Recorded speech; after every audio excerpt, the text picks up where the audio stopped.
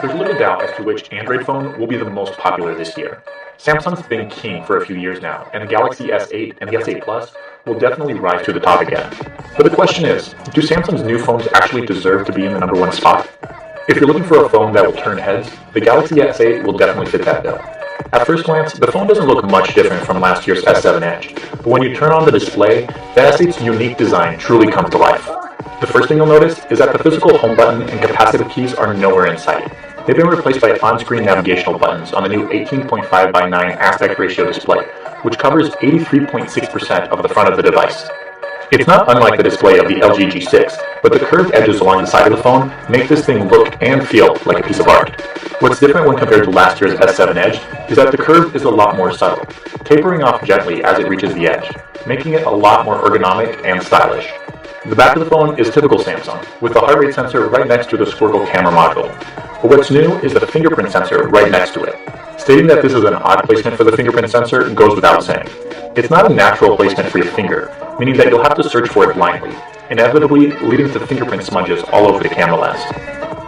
As you'd expect from a phone that looks like this, the Galaxy S8 is quite expensive. The phone sells for $725 in the US, with the S8 Plus costing even $100 more.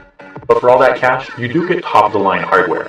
As mentioned before, that includes a 5.8-inch Quad HD Super AMOLED display, protected with Gorilla Glass 5 on the front, a Qualcomm Snapdragon 835 processor in the US, and the Exynos 8895 for the other markets around the globe.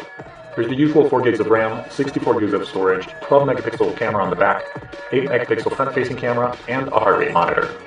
In addition to the fingerprint sensor, Samsung's also included an iris scanner as an additional biometric security option. And to finish things off, there's a 3000 mAh battery on the regular S8 and a larger 3500 mAh battery on the S8 Plus.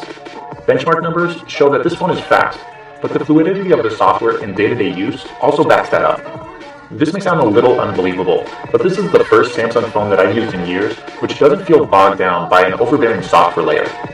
You still get Samsung's Edge panel, which pops up your favorite contacts, weather, or shortcuts when you swipe in from the right side of the display. And the launcher forces some unnecessary taps and swipes in order to customize it. But it looks so much better and is so much more responsive than it's been in the past that I don't even care. It doesn't matter if you're surfing the web, browsing your Instagram feed, or even playing your favorite Android game. The S8 will keep up with whatever you throw at it. Now, I haven't mentioned Bixby yet, but that's because there's really not much to talk about. The S8's built-in AI assistant still doesn't come with voice recognition. What you do get for now is a dedicated button which shows you suggested content with weather, news, step tracking, and customization options. But what frustrates me the most is that I accidentally press the Bixby button 4 to 5 times a day, and it takes forever for the Bixby panel to actually slide open before I can close it out. The only Bixby feature that's actually fun to play with is the image recognition feature, which is built into the camera. But that's only because it gets the results so wrong.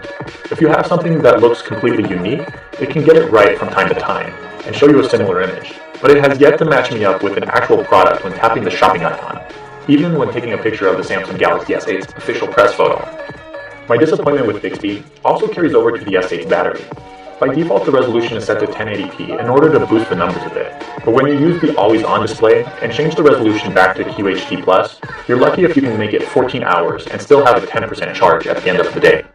Typically, you can squeeze out 4.5 hours of screen on time, but that's pushing it. If you need something that lasts longer, you'll have to spend the extra $100 and spring for the S8 Plus. What's not disappointing is the camera.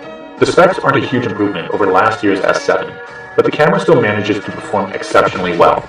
The biggest changes actually come to the software. The camera app UI is clean, with a few of the most important features readily accessible. But there's also a ton of preset filter options, and more that can be downloaded. The most interesting of the filters are the Snapchat knockoffs. If you have kids who just want to use Snapchat for the filters, they'll love these just as much. They're definitely fun to play with, and a lot easier to share with your friends and family if you're not into Snapchat itself. But let's not get sidetracked. This camera means business too. The sensor can capture some amazing detail, and the f1.7 lens lets in an incredible amount of light and can focus almost instantaneously. If you want a camera that can take instantly shareable images, the S8 will do the trick.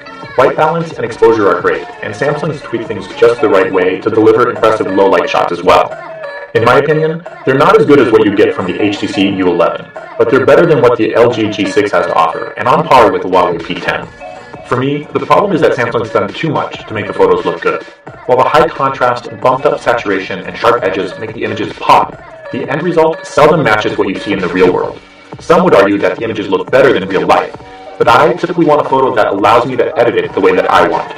For 95% of people, the photos from the S8 will be perfectly fine, but if you want more natural images, you'll have to switch over to the Pro mode to control the saturation, tint, contrast, and color temperature on your own. Personally, I think Samsung nailed it with the selfie cam this year. The 8-megapixel sensor is leaps and bounds better than what we saw with last year's S7, offering great dynamic range and incredible clarity. It takes incredible shots, indoors, outdoors, and even in low-light situations. And the fact that Samsung chose to use an autofocus lens means that you'll get images where the background is blurred out just a little bit. Video capture on the S8 is phenomenal as well, with both cameras. You get the usual 4K resolution from the main camera, but the front-facing camera can also do QHD recording.